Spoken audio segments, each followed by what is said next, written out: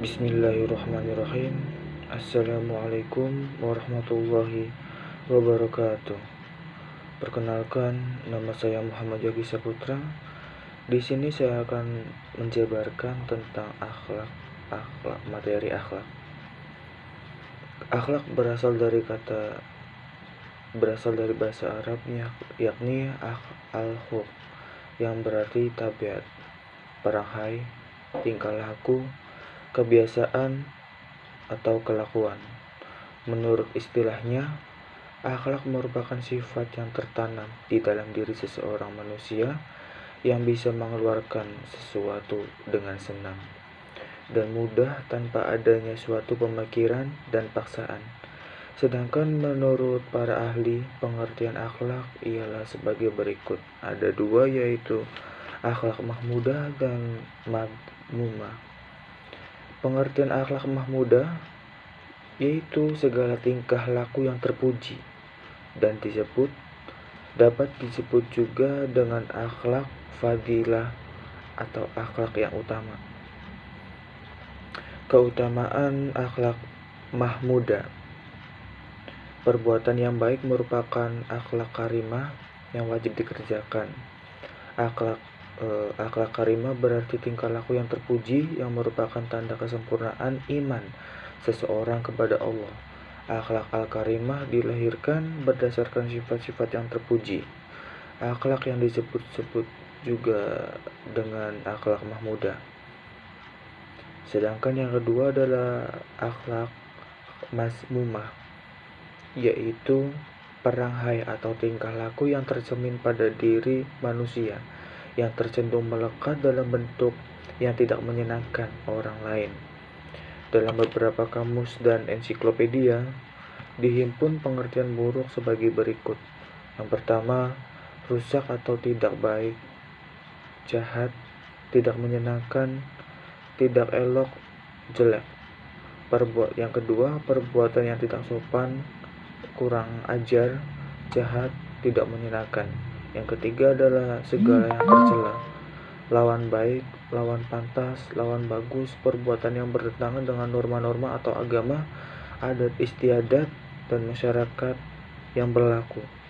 Macam-macam akhlak mahmudah dan akhlak mazmumah. Macam-macam akhlak mahmudah bersifat baik, bersifat benar, amanah, adil, kasih sayang, hormat, berani, kuat, malu, menjaga kesucian, serta menepati janji. Macam-macam akhlak mazmumah seperti aniyah atau egois. Manusia hidup tidaklah menyendiri, tetapi berada di tengah-tengah masyarakat yang heterogen. Ia harus yakin jika hasil perbuatan baik, masyarakat turut mengecap hasilnya. Tetapi jika tidak perbuatannya buruk, masyarakat pun turut menderita. Sebaliknya, orang tiada patut hanya bekerja untuk dirinya tanpa memperhatikan tuntutan masyarakat, sebab kebutuhan-kebutuhan manusia tidak dapat dihasilkan sendiri. Yang kedua adalah al-buhtan atau dusta. Maksud sifat dusta ialah mengada-ada sesuatu yang sebenarnya tidak ada, dengan maksud untuk merendahkan seseorang. Kadang-kadang ia sendiri juga sengaja berdusta. Yang ketiga adalah al-ghaidha atau pemarah. Marah atau disebut juga sebagai pemarah terjadi karena darah mendidih di dalam hati untuk menuntut pembalasan. Pembalasan ini merupakan bentuk kekuatan untuk memberikan kelezatan dan tidak akan reda kecuali dalam pembalasan.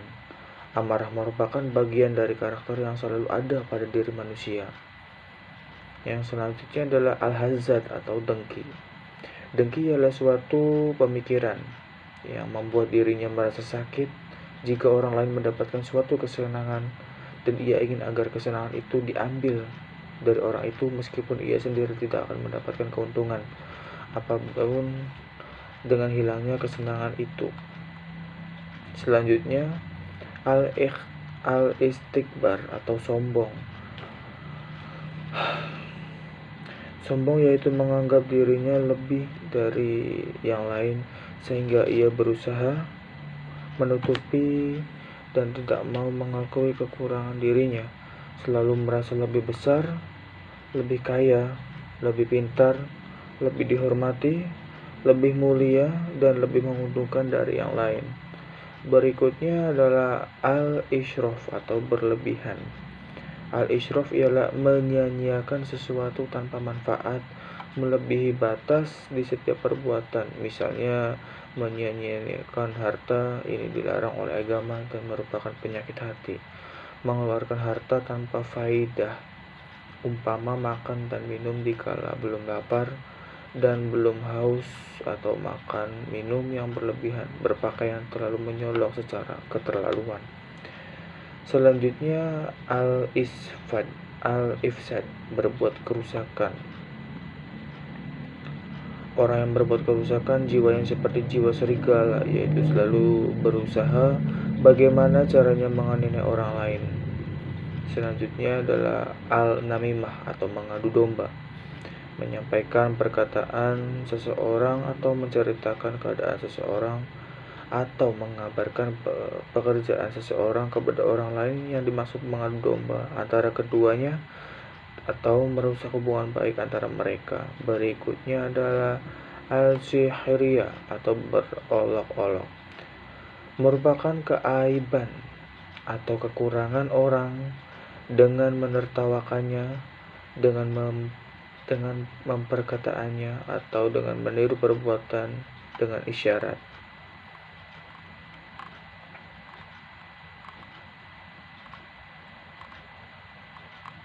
Pengertian akhlak menurut etimologi yaitu akhlak yang mempunyai arti budi pekerti, persamaan atau nama lain akhlak ini disebut juga dengan etika atau kebiasaan.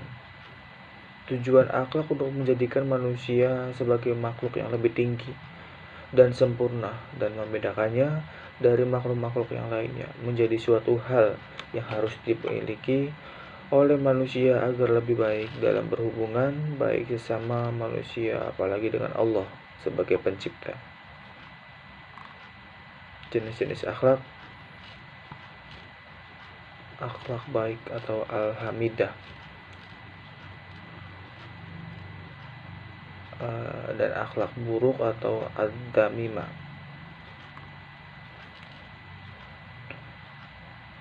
Ruang lingkungan hidup akhlak pribadi yang paling dekat dengan seseorang itu adalah dirinya sendiri.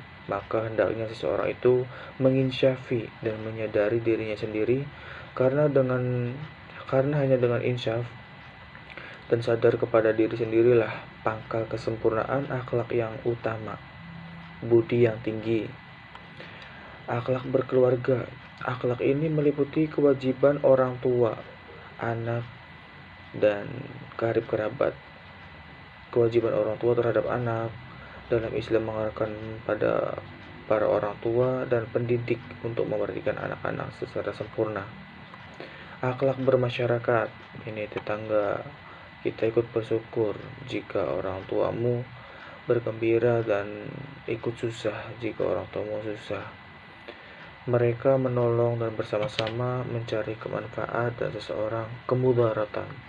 Orang tuamu cinta dan hormat pada mereka, maka wajib atasmu mengikuti ayah dan ibumu, yaitu cinta dan hormat pada tetangga. Pendidikan kesusilaan atau akhlak tidak dapat terlepas dari pendidikan sosial masyarakat.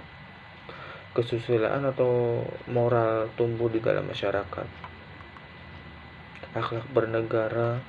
Mereka yang sebangsa dengan kita adalah warga masyarakat yang berbahasa yang sama dengan kita dan tidak segan berkorban untuk kemuliaan tanah air kita.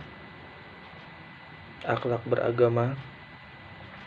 Akhlak ini merupakan akhlak atau kewajiban manusia terhadap Tuhannya. Karena itulah ruang lingkup akhlak sangat luas, mencakup seluruh aspek kehidupan, baik secara vertikal dengan Tuhan maupun secara horizontal dengan sesama makhluk Tuhan. Faktor-faktor yang mempengaruhi akhlak adalah aliran nativisme, yaitu faktor-faktor yang dibawa manusia sejak lahir, serta aliran empirisme, Faktor yang paling mempengaruhi terhadap pembentukan diri seseorang adalah faktor luar, yaitu lingkungan sosial, termasuk pembinaan dan pendidikan yang diberikan. Jika pendidikan yang diberikan pada anak baik, maka baiklah anak itu. Ya, mungkin sekian saja presentasi dari saya. Bila ada kata-kata yang kurang berkenan, mohon dimaklumi. Wabillahi taufiq wal hidayah. Wassalamualaikum warahmatullahi wabarakatuh.